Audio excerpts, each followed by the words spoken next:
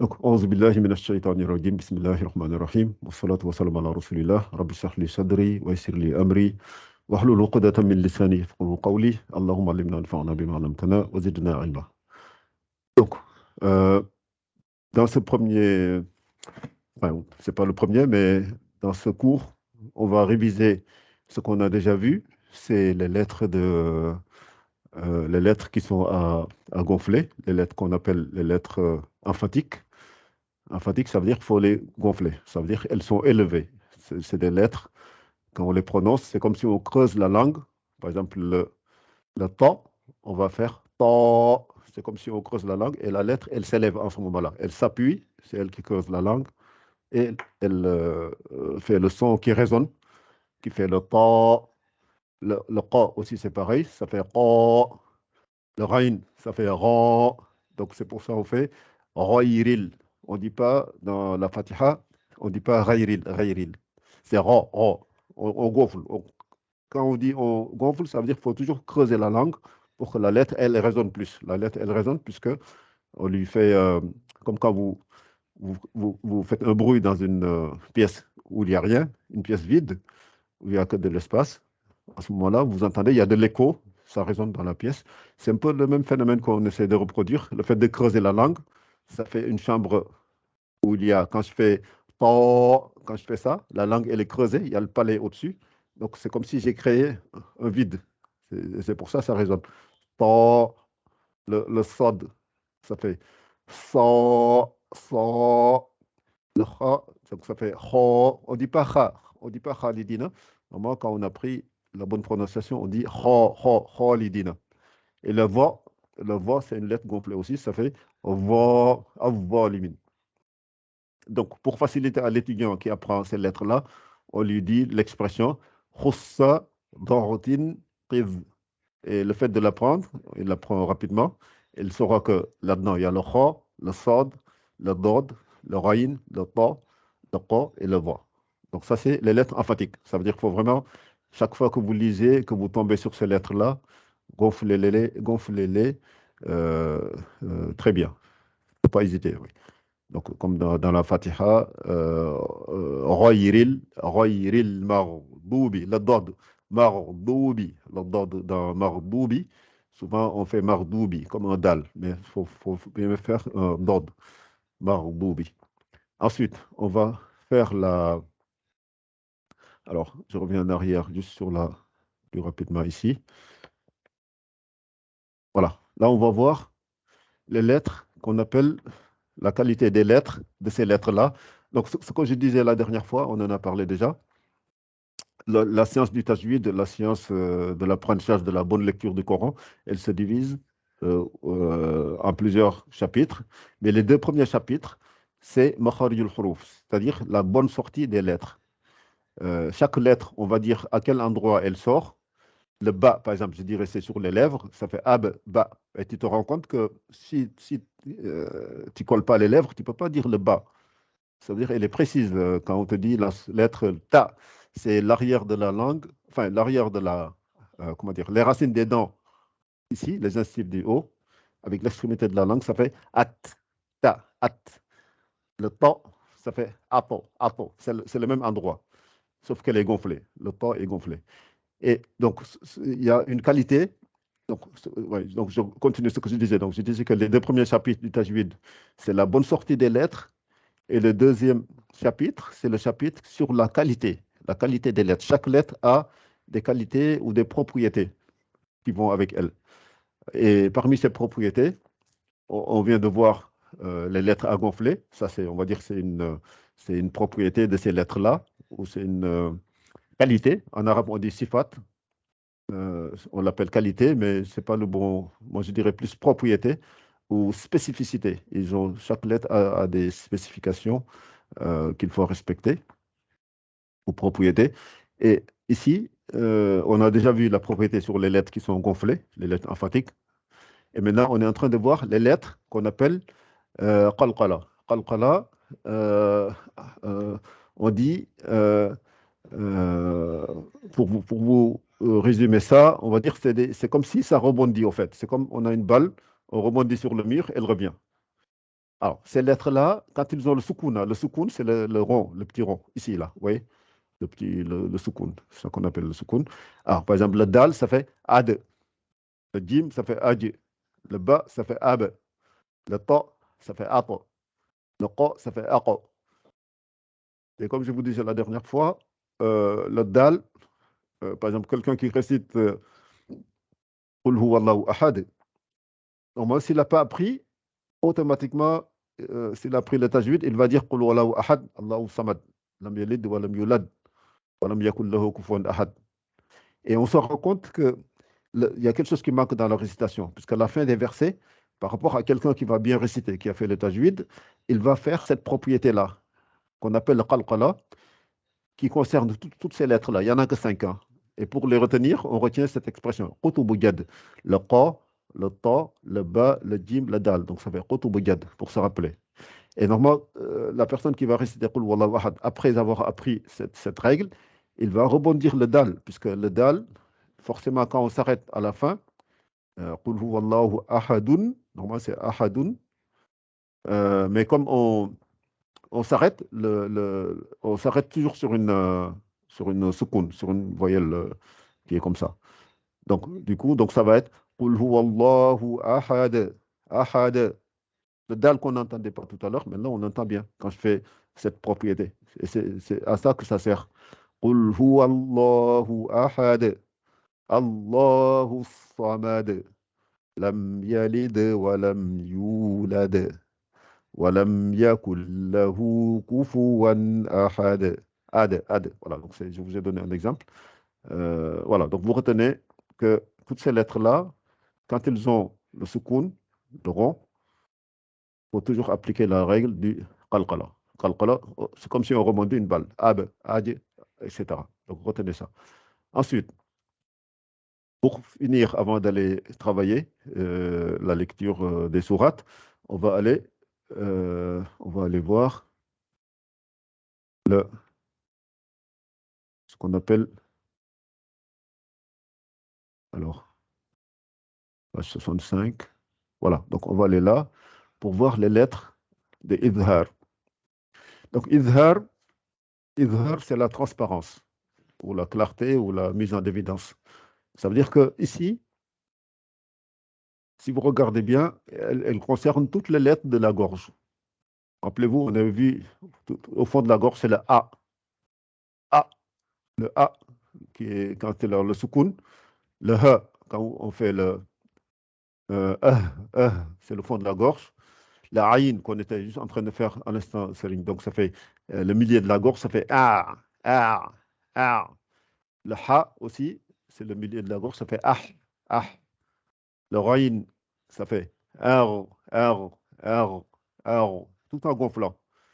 Donc, et le kha, ça fait ar, ar, ar. Donc c'est toutes ces lettres-là, c'est des lettres de la gorge.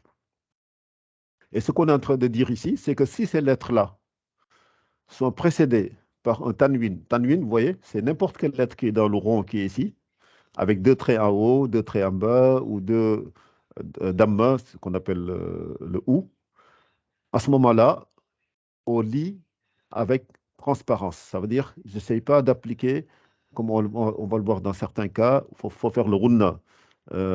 Min tahtihal anhar, par exemple, quand je fais min tahtihal, ou bien tabbat yada abi lahabin wa tab, quand je m'arrête là, je suis en train de faire un runna. Mais là, pour ces lettres-là de la gorge, on ne fait pas de runna. On lit ce qui est marqué, comme un arabisant ou un arabe littéraire qui lit un texte. Voilà, donc retenez que c'est ces lettres-là. Et pour illustrer ça, euh, on va le voir dans ces exemples-là. Alors, j'essaie de prendre des versets, des expressions que vous connaissez ou sont simples. Par exemple, allez, on va prendre celle-là. Vous voyez? Normalement, c'est min. Donc, ça veut dire qu'on a nun sakina ou tanwin. Ouais, donc, on est dans ce cas de figure-là ou celle-là. Et qu'est-ce qu'on a après? On a une lettre qui est parmi ces 6-là, les lettres de la gorge. Donc, on a bien le ha. Le ha, c'est le milieu de la gorge. Donc, ça fait min hakim. j'essaie pas de faire de liaison entre les deux, je lis ce qui est marqué. C'est ça ce qu'on appelle idhar. Ça veut dire que je montre. Idhar, ça veut dire transparence ou bien faire voir ou ouais, c'est ça, c'est le fait de faire apparaître quelque chose, oui. Donc on cache rien. Puisque dans le idgham, vous vous rappelez, on avait dit qu'on rentre le noun, on l'entend plus, ça veut dire on entre la première lettre, le premier mot dans le deuxième mot, et donc oui, forcément on cache quelque chose. On n'est plus en train de lire de façon transparente. Mais là, on lit de façon transparente pour ces lettres-là quand on est dans ces conditions-là de tanwin ou de nun sakina. Donc, min hakim, min alim, parce que ayn, rappelez-vous, c'est lettre de la gorge aussi. Min had, c'est lettre le fond de la gorge. Euh, euh, euh, après, alors, celle-là aussi, elle vient souvent dans le Coran. Hakimun alim, hakimun, on a un tanwin, parce qu'on a deux damma, et on a une lettre de la gorge. Donc ça fait hakimun alim. Euh, kullun, voilà. Celle-là, par exemple, dans surat ayatul, ayatul amana rasoul, à la fin de surat Baqara, kullun amana billahi. Donc c'est kullun amana. Kullun, il y a un tanwin, et il y a un a. Il y a un a qui est là. Et donc, on lit avec transparence. Donc, ça, c'est les lettres de Idhar, les lettres de la gorge qui sont concernées par ça. Et pour finir la révision des règles, on va juste réviser le idram. Idram qu'on appelle l'assimilation. L'assimilation, c'est le fait que quand on rencontre une de ces, comment dire, une de ces situations dans laquelle on a un tanwin, toujours pareil, hein, donc on a toujours les mêmes types dans les mêmes circonstances, un tanwin, ça veut dire deux traits en haut, deux traits en bas, ou deux damma, ou bien un nun sakina. Donc, et on avait dit que ça et ça, c'est presque pareil. Puisque quand tu mets une lettre ici, le bas, quand tu fais deux traits en haut, ça fait ban. Et même dans ban, tu entends le N, le nun qui est là. Donc ça veut dire que dans tous les cas, tanwin ou nun sakina, c'est pareil. Donc c'est pour ça que la règle s'applique dans les deux cas. Quand on fait le ta avec deux traits en bas, ça fait tin, tin. Et vous entendez bien le an là. Le an qui est là tout seul, vous l'entendez ici, dans le tin. Voilà. Et quand je fais le ra avec deux damma, euh, le ra avec deux damma, ça fait run, run. On entend le nun aussi ici. Voilà. Donc, et donc, quand on a cette situation-là, et juste après, là ou là, on a une de ces lettres-là qui vient, on applique ce qu'on appelle le idram. Le idram, c'est le fait de rentrer une lettre dans l'autre. Le fait de faire la liaison, en fait. C'est comme si, comme en français, on lit des enfants. Des enfants. C'est comme on le lit en un seul mot. On ne va plus faire des enfants, mais on dit des enfants. Comme si c'est un seul mot. Ouais. Et donc le idram, donc il y a deux situations. Idram avec runna, où il y a la nasalisation, qu'on entend on va le voir dans les exemples, et idram sans nasalisation, sans runna. Et donc, on va voir c'est quelle lettre avec et sans. Alors, avant de voir avec quelles lettres qui sont avec et sans, retenez que alors, le ra et le lam qui sont concernés, voilà. Donc, vous voyez bien que pour le ra, on va le voir dans les exemples, pour le ra et le lam, ces deux lettres-là, on n'a pas de runna. فهو في عيشة راضية. Le nez n'intervient pas. Oui, donc c'est assez sensible, là, donc ça va changer de page chaque fois. Donc, فهو في عيشة راضية dans surat Al-Qariya. Donc, c'est une petite sourate. Al-Qariya, Mal-Qariya. Voilà. Et donc, في عيشة, vous voyez bien qu'on a un tanwin, deux traits en bas, et on a un ra qui vient. Rappelez-vous, Yarmaluna, c'est les lettres de Idgham. Donc, qu'est-ce qu'on fait? On ne dit pas في عيشة راضية ici. Je supprime le son du N ici, le son du Nun qu'on entend, je le supprime.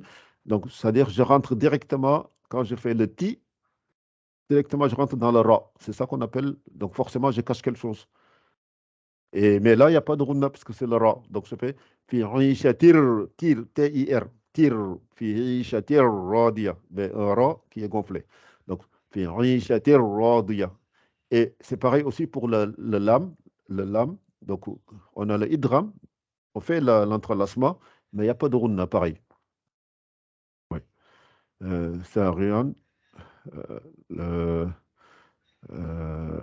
c'est un lisharibin. Voilà. Donc, ça, c'est dans Surat An-Nahl. Oui. Oui. Oui. Alors, j'essaie de prendre des mots quand même simples qu'il y a dans les petits versets. Ikhlas. Voilà. Par exemple, celui-là. Walam yakun. Par exemple, celle-là, c'est Walam yakun lahu kufuwan ahad. Naqul wallahu ahad. Donc, on dit Walam yakul. Walam yakul lahu. Kul. K-O-U-L. Kul. Mais on n'entend pas le N ici. On ne dit pas Walam yakun lahu. Ça, c'est en arabe, on relit comme ça. Mais le Coran, c'est spécial. Donc, on lit comme ça a été descendu. Donc, c'est Walam yakul lahu. Walam yakul lahu. Et là, il n'y a pas de leçon par le nez. Et contrairement aux autres lettres, par exemple, on va voir, par exemple, ici, dans Surat Al-Ma'oun, par exemple, là, dans ces lettres-là, il y a le idgham avec le runna. Donc, et vous allez voir dans Al-Ma'oun, fi amadin mumaddada, on va dire, on fait les drames, ça fait fi amadim mumaddada. Et c'est normal ou c'est important de rester 2 temps.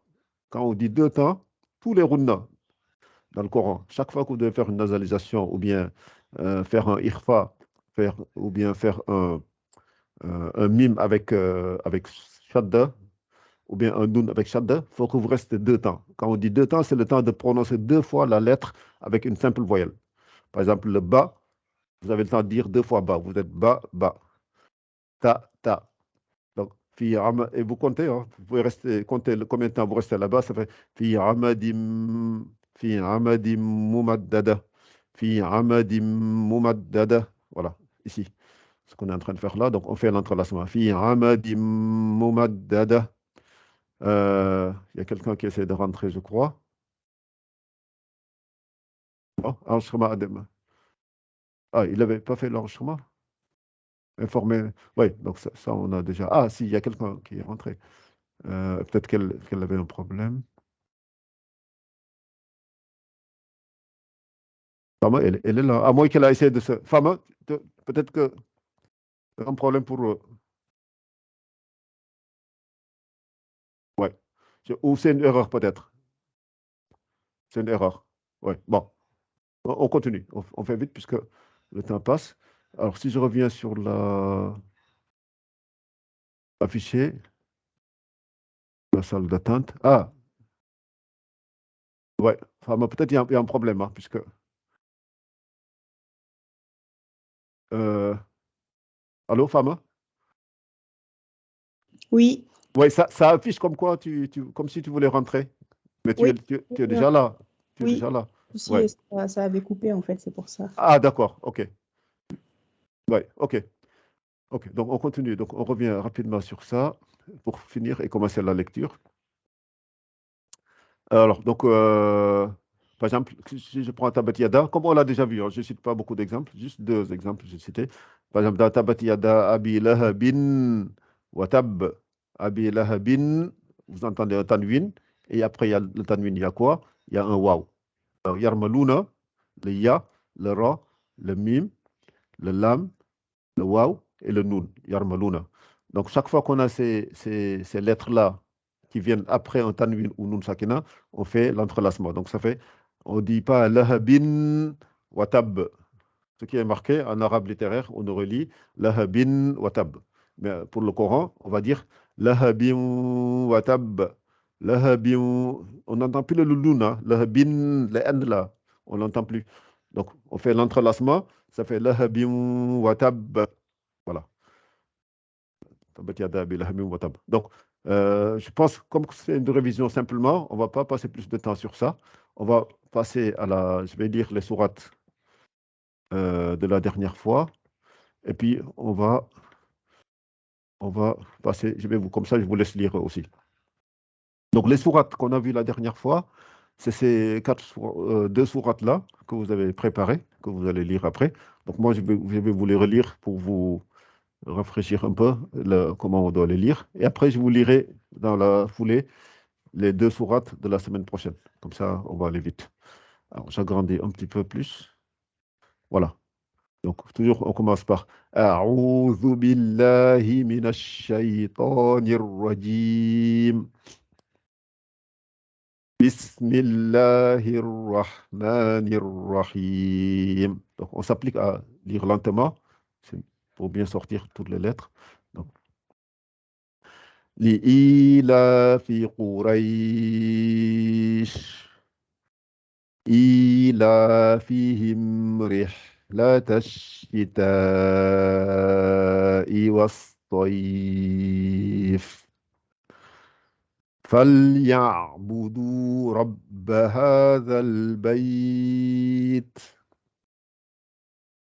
الذي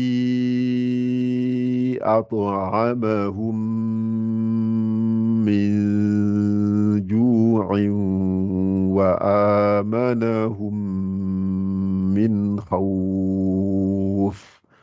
Voilà, on lit lentement et on essaie d'appliquer les règles. Après cette sourate-là, Bismillahirrahmanirrahim. Donc chaque fois que c'est jaune ou surligné en jaune, ça veut dire qu'il faut faire attention. C'est des erreurs courantes. Donc, puisque la ra, elle est gonflée, en même temps, il y a le shadda. Donc, c'est Bismillahirrahmanirrahim. أرأيت الذي يكذب بالدين فذلك الذي يدع اليتيم ولا يحض على طعام المسكين.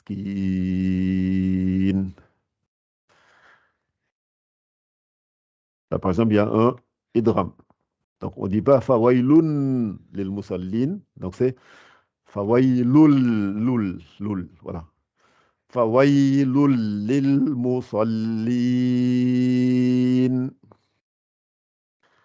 فويل للمصلين الذين هم عن صلاتهم ساهون الذين هم يراءون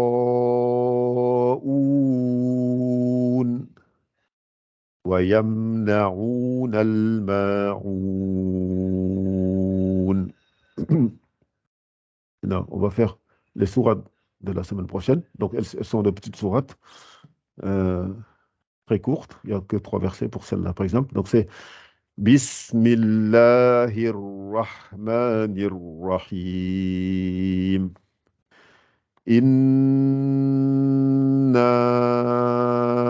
a'tainaka al-kawthar. Fasalli li rabbika wanhar. Inna shani'aka huwal abtar. Donc, ab, la khalqala qu'on a vu tout à l'heure, et la ra qui est gonflée. Et pour finir, al-kafirun. Bismillahirrahmanirrahim. Donc, chaque fois que c'est rouge, je vous le rappelle, comme il y en a plusieurs ici, donc vous comptez, minimum, faites entre 4 et 5 temps. Le temps de faire 4 fois une lettre.